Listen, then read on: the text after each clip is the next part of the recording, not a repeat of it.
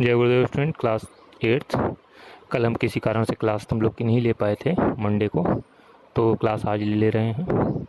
ठीक है, तो टॉपिक है हमारा बिरसा मुंडा एंड मुंडा रिवोल्ट। अब हम बात करेंगे यहाँ पे in 1856 the British government pass the forest regulation act. British ने फॉरेस्ट रेगुलेशन एक्ट पास किया।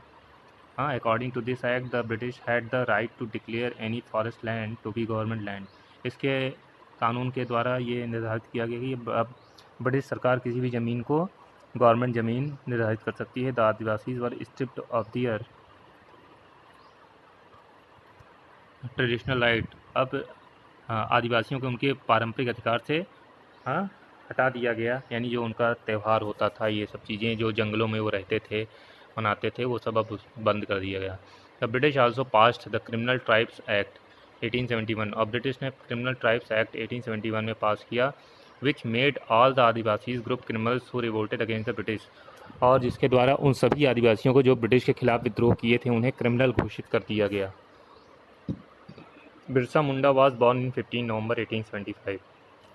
बिरसा मुंडा का जन्म 15 नवंबर 1875 को हुआ था। He was strongly influenced by the protest of the tribal chieftains. वो बहुत ही मजबूत रूप से बहुत ही प्रभावित था जो ट्राइबल चीफ्टेंस थे, मुखिया थे। He led a powerful struggle against the British and the diku. और उसने जो है एक ताकतवर संघर्ष किया, मजबूत संघर्ष किया ब्रिटिश और डीकूज के खिलाफ। तो डीकूज यानी जो पहले बता दिए थे outsiders. Birsa talked of the golden age when Mundas were independent. Birsa ने बात करता था उन सुनहरे दिनों की जब लोग आज़ाद थे। हैड अ गुड लाइफ, अच्छी जीवन जीते थे। प्रैक्टिस कल्टीवेशन, खेती करते थे। And lived happily with each other, और एक दूसरे के साथ खुशीपूर्वक रहते थे। Birsa started a struggle against the Hindu landlords, money lenders, missionaries and the British as he wanted to establish Munda Raj. Birsa started struggle, हिंदुओं, लैंडलॉर्ड्स, मनी लेंडर्स थे, मिशनरीज थी जो ईसाई थी, इनके खिलाफ विद्रोह करना शुरू कर दिया। British has he wanted to establish Munda raj. जैसे कि इस तरह वो चाहता था कि वो मुंडा साम्राज्य स्थापित करना चाहता था। Sir the British become worried of Birsa political aim. British काफ़ी चिंतित हो गए बिरसा के राजनीतिक उद्देश्य से। Birsa was arrested in 1995। He stayed in jail. 1895 में उसे गिरफ्तार कर लिया गया, जेल भेज दिया गया। इन 1897 ही वाज रिलीज्ड। उसे छोड़ दिया गया। आफ्टर हिज रिलीज, जैसे ही वो जेल से छूटा, Birsa again started his campaign against the British के खिलाफ फिर शुरुआत कर दिया। The tribal led him by started attacking. Tribal जो है led him by started attacking dikus, churches and properties of money lenders and zamindar. और डीकूज जो ट्राइबल्स थे, फिर उन्होंने अटैक करना शुरू कर दिया जमींदार, प्रॉपर्टीज़, मनी लेंडर, चर्चेस और इन सब पे। Sir the white flag was raised by the Munda as a symbol of Munda raj. और वाइट फ्लैग था, इसका झंडा था, जो कि ये था मुंडा राज का, बिरसा या मुंडा बिरसा राज का प्रतीक था। Birsa then launched a major attack on the British. Birsa ने एक महत्वपूर्ण अटैक किया ब्रिटिश के ऊपर। मेनी पुलिसमैन वर किल्ड, बहुत सारे पुलिस वाले मारे गए। Hundreds of tribals lost their lifes, बहुत सारे हजारों आदिवासियों ने अपना जीवन खो दिया। विच इंक्लूडेड वुमेन, जिसमें महिलाएं भी थीं। The British were alarm, British जो है तब जाके उन्हें थोड़ा झटका लगा। And soon after Birsa died of cholera, और कुछ ही समय बाद बिरसा की मृत्यु कॉलरा से हो गई। The Munda revolt came to an end, अब मुंडा का जो विद्रोह था वो अंत हो गया था। Munda revolt at least prove that the tribals were competent enough to organize. Munda revolt कम से कम प्रूव, ये साबित कर दिया कि ट्राइबल्स जो थे वो संगठन बनाने या रिवोल्ट करने और इससे अपना डिस्प्लेजर, अपना नाराज़गी जाहिर करने के लिए पर्याप्त थे। इन्होंने संगठन बनाया, संघर्ष किया। अब बात करते हैं tribals revolt in the north east. North east की बात करें तो Ahom kingdom in north east ruled in 1600 years from 1228 to 1826। During this period there was a lot of social cultural interaction between tribals and non tribals. और इस दौरान tribals और non tribals के बीच काफ़ी अंतर संबंध अच्छे बन गए थे और अहोम किंगडम राज करता था नॉर्थ ईस्ट में। नॉर्थ ईस्ट मतलब अरुणाचल प्रदेश, असम, मेघालय, ये इन सब की बात हो रही है। The British changed this system and declared the North East as an excluded area as per the Government of India Act 1835. और ब्रिटिश ने फिर इसको बदल दिया सिस्टम को और इसको अलग क्षेत्र घोषित कर दिया गवर्नमेंट ने 1835 में कानून के द्वारा। As result many outsider enter Assam, और बहुत सारे आउटसाइडर्स जो थे वो असम में आ गए, which led to the feeling the insecurity among tribal group, और जिन्हें असुरक्षा महसूस होने लगी आदिवासियों के बीच। The resentment of the tribals took the shape of the different revolts in the north east, और जो रिसेंटमेंट था, असंतोष की, जो ट्राइबल्स का जो असंतोष था, इसके कारण कई सारे रिवोल्ट नॉर्थ ईस्ट में शुरू होने लगे। The most important them were the खासी रिवोल्ट, इसमें सबसे महत्वपूर्ण था खासी रिवोल्ट, क्योंकि मेघालय में था। And the revolt in Manipur and Assam, और भी रिवोल्ट थे जैसे कि मणिपुर और असम में। द खासी रिबेलियन की बात करें, इसमें द खासी formed an important tribes of north east, खासी के जो जनसंख्या है मेघालय में वो काफ़ी महत्वपूर्ण भाग रखती है।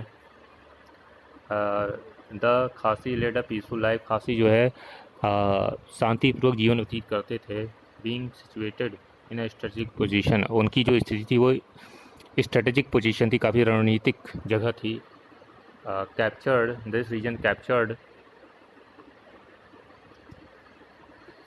attention of the British after acquiring Burmese territories को एक्वायर करने के बाद British wanted to build a road, British क्या करते थे, वहाँ पे रोड बनाना चाहते थे।